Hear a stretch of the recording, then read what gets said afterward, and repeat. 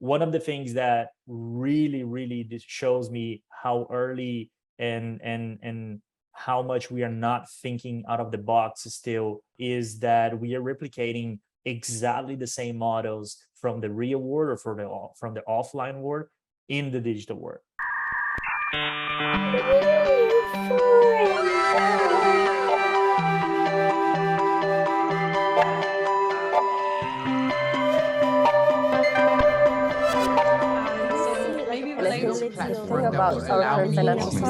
Hi everyone, and welcome back to another exciting episode of NEWFORUM, where we bring you awesome creators, founders, visionaries, and investors on our Web3 podcast.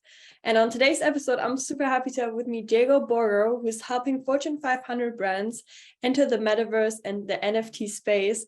And I'm super curious and excited to talk with Diego today about his work as a Metaverse strategist and what it takes to be thriving in Web3. Hi, Diego. I'm happy to have you on today. Hi, I'm stoked to be here. So thanks for having me. Yeah, Diego. So I never heard the word Metaverse strategist before. So you gotta, first of all, tell us who you are and how would you define that in your own words? We'd love to know that. Yeah, let me give some background then. I've been spending the last 8 years of my life consulting brands in digital marketing, digital strategy, and branding. That's sort of like my Web2, my Web2 world, let's say. I started working when I was 16 years old in an agency where we help brands like Samsung, Red Bull, Warner Bros, Microsoft to get into esports and also social back in 2007. So throughout my whole career, I spent a lot of time on the culture side of things, right? In 2017, I got to know blockchain, which was really exciting for me because, it just blew my mind when I first read Satoshi's white paper, but also I went deep into beyond, cryptocurrencies and the financial, potential financial outcome that comes out of that technology. I went really deep into use case, but I never found my space within that community because it's very dev and tech oriented, right? As a brand guy, I was like, where do I fit within all this madness, right? I didn't find anywhere, so I didn't dove deep or head first back then.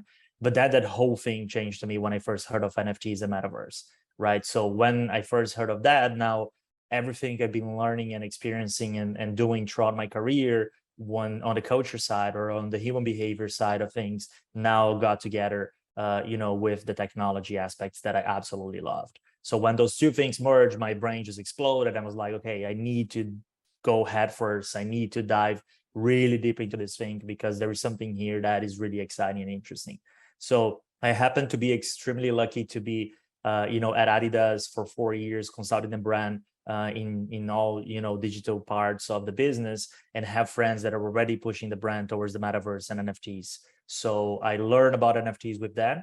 And I then helped Dan to deliver what was into the Metaverse back in December last year. So I joined a task force where they were already working on and help them, by supporting in different manners to get that through the line and do what we've done by December last year. Since then, I then left Adidas to do what I always did, right? I consult brands. I always worked with brands. So since the beginning of this year, I've been doing three things, which one is consulting Fortune 500 brands, as you said, in how to enter the Metaverse and the NFT space. So I work with brands like Salesforce, Unilever, from the Volkswagen Group, I work with Porsche and Skoda, Shell, L'Oreal. So a lot of this has been like upscaling or advisory or strategy work. So, always like on those levels. The second thing I do is working with, digital Web3 native companies and founders, because that's where I keep the knife sharp. That's why I learn the most. And then the third thing I do is a lot of education, right? So I dropped a masterclass on how brands should enter the Metaverse and the NFT space. That is a 7 days program. There is 250 people that went through that from the biggest brands in the world. And, over 40% of them have given reviews already, and we are above 9 stars, right? So it's been really humbling for me to be in this journey. And all of these things that I'm doing is aimed at one thing, right? I really want to help mainstream adoption of blockchain technology. So all what I do is all connected to specifically that vision and mission.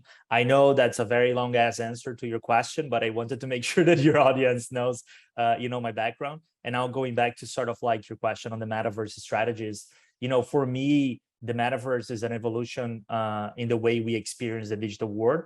giving the user control to create and own the world around themselves, right? So when you think about that, there is a lot of potential for a lot of things to happen.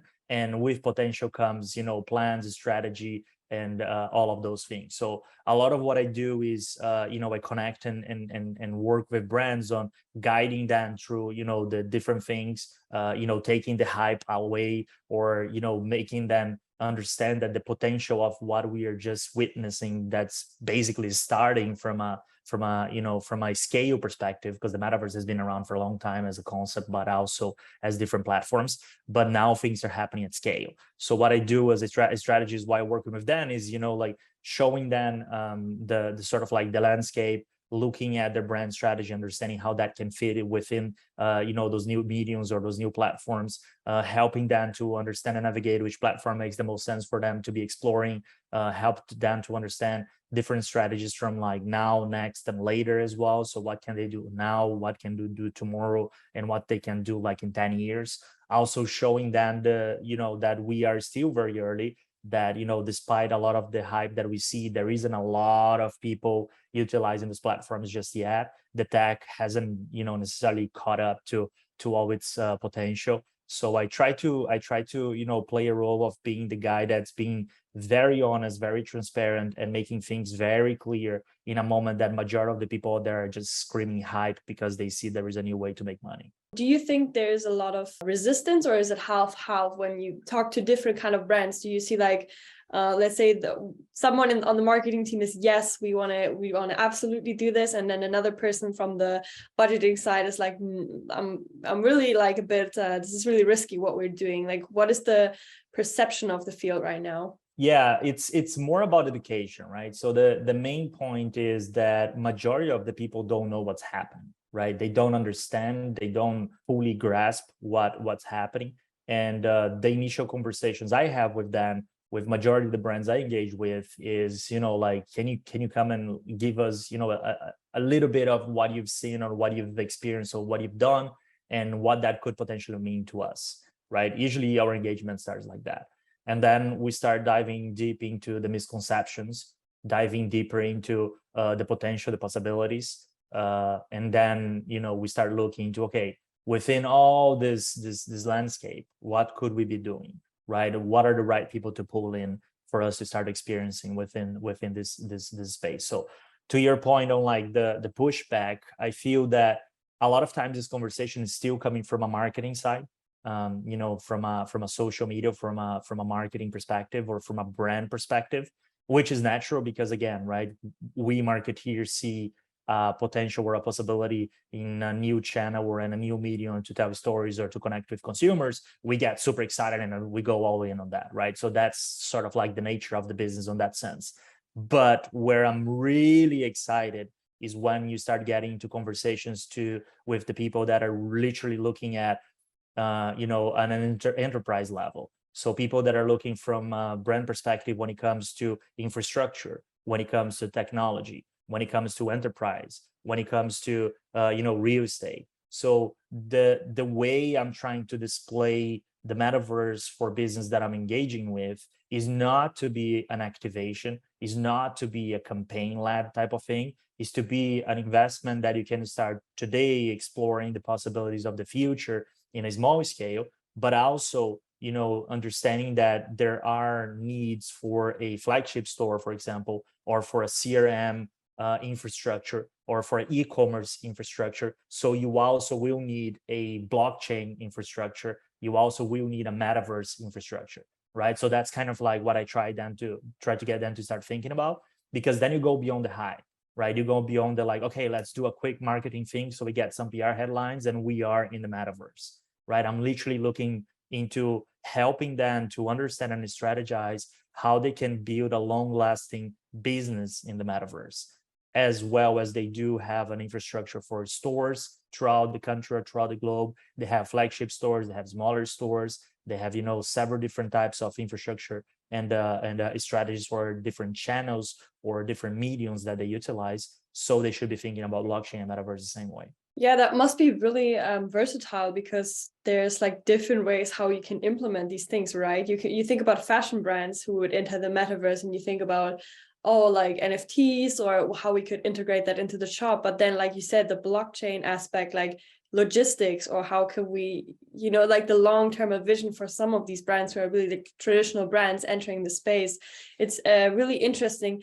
And I'm wondering, do you think that like Web3 native brands have a competitive advantage right now? Like if you think about like digital fashion, transmedia things, like do you think they have a competitive advantage by being early in the space right now? Oh, big time, without a doubt, right? Like the things I'm seeing that is so exciting, and very few people, is sort of like wake up for that yet, is that if you follow the trends on fashion, especially within like the last, let's say, 10 to 5 years, everything the most well-established brands did to keep relevant for the culture was partnering with upcoming brands or with upcoming artists or with upcoming celebrities, right? Like coming from Adidas, when you look at Easy as a business from Kanye West, like that's a business that represents 1.5 billion in revenue a year for the brand, right? When you look at what they're doing with Ivy Park now through Beyonce, that's another major revenue stream, and also that's what helps the brand to keep relevant on the streets, right? So that's what I find really exciting. So if you apply that pattern one-to-one with the native brands that are being born within Web3, and when I say brands, I mean any project really that has a community behind that, being Bored Apes or like crypto butts, right? Like anything within that sphere for me is a brand, because there is a way that people identify with it. There are a way people communicate. There are people that are passionate, are fans. There are people that belong to that community. So all of that for me, I put under the brand bucket. And as soon as you start looking, especially for the ones that are in fashion, for example, G Money's 9DCC, or Artifact, or 10KTF is moving towards the direction as well, or the Fabricant that has been doing tremendous work within that space. So like all those brands in different levels and with different purposes, for me, are the ones that very soon, the Gucci's, the Balenciagas, the Louis Vuittons, the Adidas, the Nikes will be more and more leaning against to keep relevant at the edge of culture. And that's not necessarily something that will happen. It's already happening, right? Like Nike has bought Artifact back in December last year. Adidas has partnered with Bored Apes, Pixel Vault, and G Money back in December last year. And now we're seeing brands like Gucci partnering with 10KTF, to keep relevant within that environment as well. So for me, like the brands that are being born natively, especially in fashion, in the space, are the ones that are going to be shaping the narrative of the future seasons and the future trends within fashion, which is super exciting and humbling to see, because literally anyone now that is a creator has a vision and can bring community alongside with themselves. For example, like G Money can be now sitting at the table with the biggest brands in the world and having leverage to then be able to work with them in a potential partnership. That's the power of Web3, and that's what is mind-blowing for me.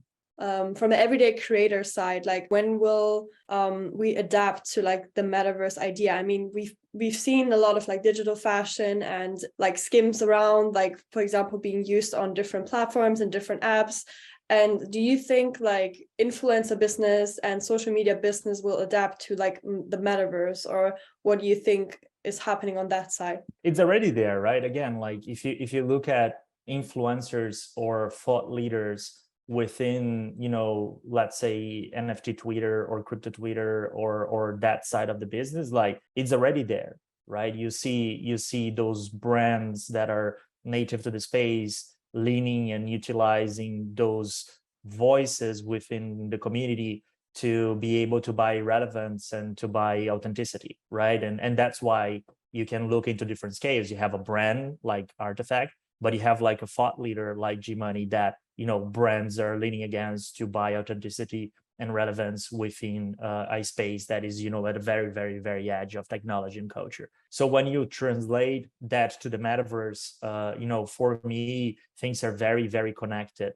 on that sense. Like the culture within fashion that we are seeing is still very early through NFTs, will one-to-one be translated as soon metaverse platforms become better, as soon graphics become better, as soon technology becomes better, as soon there are more people utilizing it, as soon as we start stop calling gaming platforms as metaverse platforms just because we can say that there is 250 million people now utilizing that, which is a game, not necessarily a metaverse, right? So as soon as all that shifts, the hype, goes a little bit down, people, also come a little bit down, and we start having more, constructive conversations on, yes, we are super early, a lot of people are not using it yet, we are far from its adoption, technology is far from its potential. However, there's a lot of things we can build here now, because there is a lot of things that are getting connected from a technology, macroeconomics,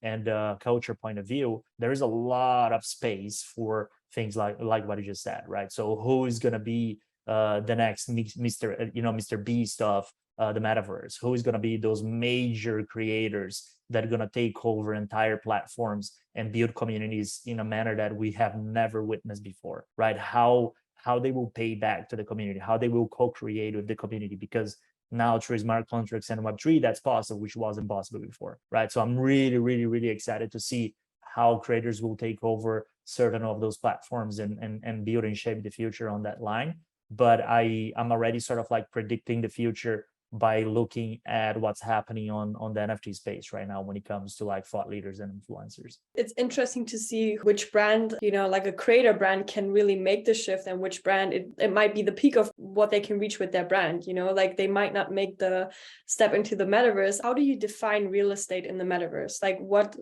I feel like that term has been around, but like as somebody who's maybe not in the space, like what do you actually mean? Do you mean like actually renting real estate in the metaverse, or is it like conscious space in the metaverse, brand space? What is real estate in the metaverse? It's a good question, because for me, it's such an alien way of looking at things and never made so much sense to me, right? Like, why do you create scarcity on something that's not scarce? Right? The only motive you do so is logically to drive hype and to drive price up and to drive financial value to that, because as long as there is less and more people want it, the price goes up, right? But I don't know, I have a very hard time on understanding like real estate per se, or understanding, like, oh, come to our metaverse platform, there's just 10,000 pieces of land. I'm like, why it cannot be infinite? Why, you cannot have endless amount of space? Because that's how the digital world works. So one of the things that really, really shows me how early and how much we are not thinking out of the box still is that we are replicating exactly the same models from the real world or from the offline world in the digital world, right? And that for me just displays, one, how early we are, two, lack of creativity, and three, lack of like full understanding of the potential and possibilities, or not necessarily lack of understanding, but like laziness of taking advantage of it, right? When I see brands, for example, coming in and saying, oh, so we had this amazing idea, we're going to go into the metaverse and we are an automotive brand and we're going to build exactly the same showroom that we have in Shanghai now in the metaverse, so people that are not in Shanghai can experience the same thing. I'm like, why? In a place where everything is possible, why would you do what you can do in the real world or in the offline world, right? So those are things that I still haven't wrapped my mind around. And when I think like real estate is another one, I understand like, oh, it's scarcity, premium, small group, selective amount of people. That's why PFPs got so big as well, because we just had 10,000, right? It's a small group. So I understand that mentality, but I think that should be a niche within this universe rather than the rule, right? For me, we should be looking into like, there's endless space, you can do whatever, you can build as much as you want, and all will come down to creativity and to the power of brands or people or creators driving attention based on how creative they're being. Because that's how you put the creative bar on the same level, right? You don't need to like go and buy a 6x6 for 500 grand to be able to do something dope, right? Like, because then you're limiting people based on their wallets and power of purchase, right? If you go and give like the same amount of space for free for everyone, what happens within that space is based on creativity and amount of work you put behind it. Then we start talking, because then everybody can take part of it. Then everybody can join the party. then everybody can take advantage. And that's for me the core of Web3. You know, we allow everybody to come in. It's permissionless. Everybody have the same, you know, the same opportunities, and you know, we can start from the same place. And the differentiator factor is going to come on the amount of work you put and how creative you are. So, you know, like that's something that I still try to digest. Let's put it like that. Do you think in the future, like let's say we look into the future a couple years from now, do you think there's going to be multiple metaverses, or do you think it's going to be one whole metaverse? It's always something I'm asking myself. That's a really, really good question, because I put that on the misconception bucket. You know, for me, like saying that, oh, like every time I get someone coming to me like, oh yeah, so we are creating this metaverse, and I'm like, no, you're not. You're creating a platform, right? You don't say like, oh, I'm creating this internet thing. No, you're creating a browser, or you're creating an application, or you're creating a hub, or you're creating a you know, a platform, or you're creating a forum, or you're creating a channel.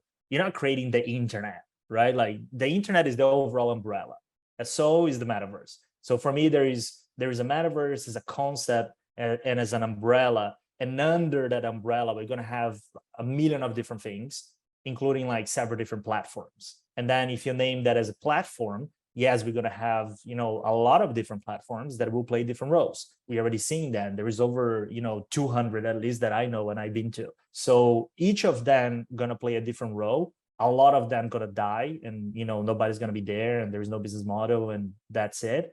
But, you know, the next Instagram, the next LinkedIn, the next TikTok, the next YouTube will surge from the ones that are the big winners, right? And within each of those platforms, as they have different roles, you're going to have different audiences. I go to LinkedIn for one motive, very, very different than why I go to TikTok, right? Who I am on LinkedIn is very, very different than the person that I am on TikTok, right? So this will be for me one-to-one in the metaverse platforms as well. You know, you might have like a working environment, which is entirely centralized and has to be so. For example, Microsoft is creating a working environment where you can drag your presentation files and everything is secure, and everything, you know, is protected from you know, people from outside or leaks or anything. And that's important to have that centralized platform where people can work on, and you know, companies feel safe and they belong within that environment, and nobody can, you know, crack in.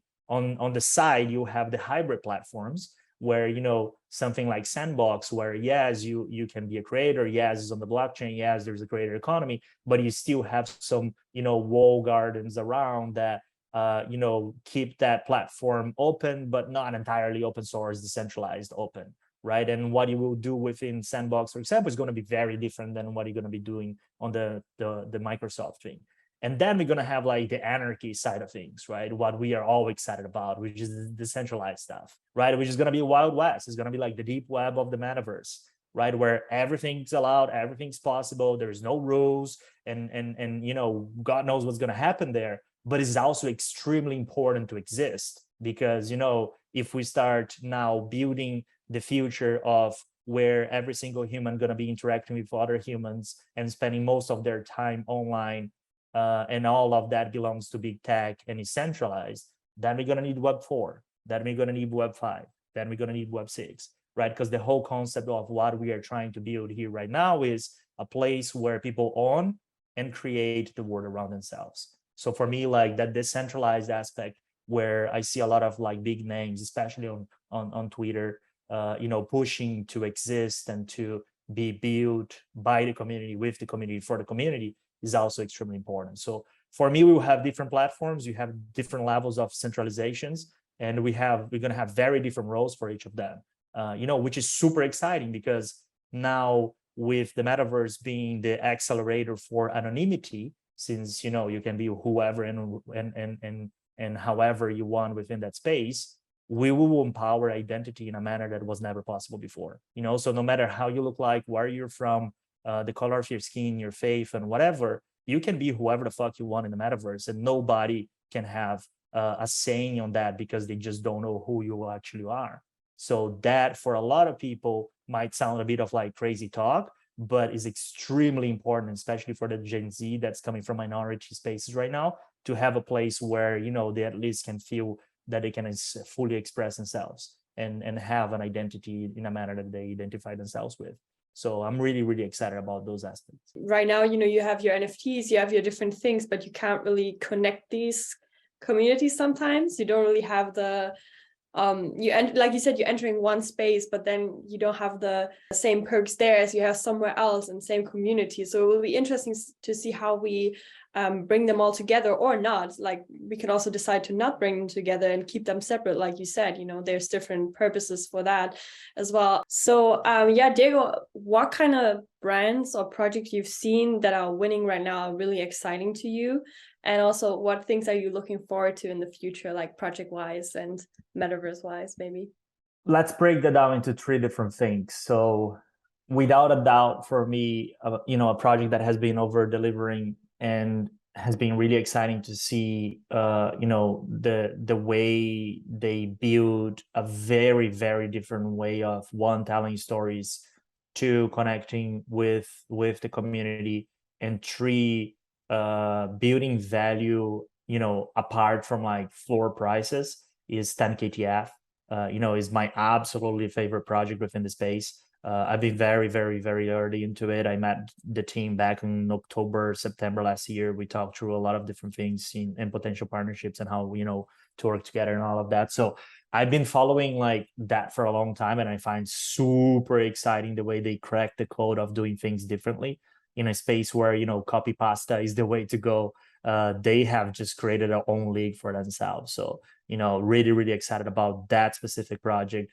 One, storytelling, two, the way they're utilizing tech in a different manner, three, the unexpected curves and turns that the project takes that everybody's just kind of like, oh, I didn't see that coming, right? Which is super, super exciting. So that's one for me from like a native perspective. So Web3 native project. Another one, which is a hybrid, obviously, because of what Nike has done in December last year by acquiring Artifact. Like for me, like when you look at digital fashion right now, there isn't a second place, right? Nike takes first, second, and third right now, which is insane. To watch. I'm not part of the CloneX or the ecosystem, but I've been following it very closely for a long time, and it's really exciting to see the amount of complexity that they pull through in short period of time and in high quality. So it's literally, if you ever seen that GIF that you have three toggles, and then as soon as you toggle one, the other one goes off, and you toggle the second and the other one goes on, they are able to toggle all of them at the same time, right? So it's fast, it's high quality, and it's absolutely impressive, right? So that's sort of like that hybrid model of like a well-established Web2 brand partnering and acquiring a major creative studio and still being able to deliver dope shit at like scale every day. Really, really impressive, and I'm really excited about it. And the third one, from like a metaverse perspective, I wouldn't say like is the winner or the best, but I absolutely love the way they utilize the technology. So a lot of brands I work with, for any type of like scaling I give to, people were like, oh yeah, like you're talking about Gucci and Nike and Artifact, but like we sell like mayonnaise, right? Like what can we do in the metaverse? Or we are a company that is a pharmaceutical company, right? What is in for us? So there isn't anything for us, because we aren't like, we don't have the coolest product, we are not in culture, blah blah blah blah blah blah blah blah blah. And I'm like, okay, so come with me and let me walk you in this journey. So there is a company called Close Up. They do toothpaste, right? They belong to the Unilever group. And if you think about like very, very difficult products to market or stories to tell, I'll put like toothpaste on top three, right? So how do you create a compelling story around such a boring product, right? So with that challenge, the agency that has worked with Unilever and the team basically have created an incredible way of telling a story that underpins that brand strategy in the metaverse. So basically they created a space where they invited people from all over the world, and they created a safe space where people could get married, because Close Up stands for bringing people close, and bringing people close a lot of times is connected to relationships, love, and all of that, right? So they took the brand strategy and what the brand stands for, which is bring people close and love and connection and inclusion and diversity. They apply that strategy within the metaverse by creating a safe space where people can come and get married at, And the layer, which is the most exciting, is that you have a lot of countries around the world that people from the same gender are not allowed to get married. But in the metaverse, as we know, everything's possible. So they invite those people to come to this space they created, and they created an event where people from the same gender, different genders, whatever they identify themselves with, could come and get married. And they celebrate love in a place that was created by them, by the brand, and the proof of marriage was on chain. As soon as you get married, you get an NFT that you can bring home that works as a certificate of marriage or a proof of marriage, if you will. Like that for me is what is exciting, because one, you leverage the technology natively. Two, you being very, very true to your brand value and strategy.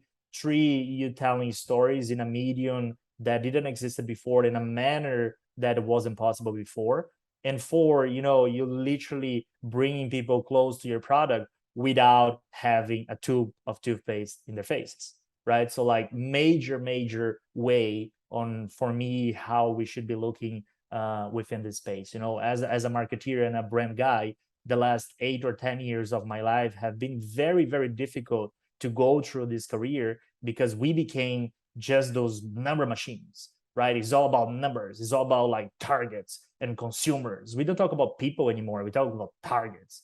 We don't talk about, community or co-creation. We talk about consumers, because consumers consume passively, right? And we just, put something down their throat. And now with that space and this medium, which I'm super excited about, is that we can become storytellers again. And that's a very, very, very good example of, how I think, most of the brands should be looking for.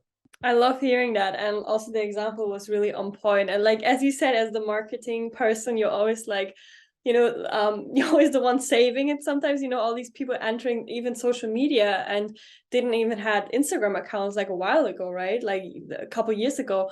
And it's like, you put that all on the marketing person and be like, yep, like, do you do the job? Like, you know how to talk to these people. So, yeah, I'm always like, a good example also, like the company Ryanair has a TikTok account. And I think with Gen Z, that account blew up. And it was one of my favorite, because it was so funny how they made that happen. And just by that, they had like such a good connection with their community, which is like young people. And I don't know, I think it's really interesting to see brands trying something new, and like you said, stepping out of their comfort zone, and also maybe venturing into the metaverse. Why not? Like you said, right now, like that was a toothpaste company.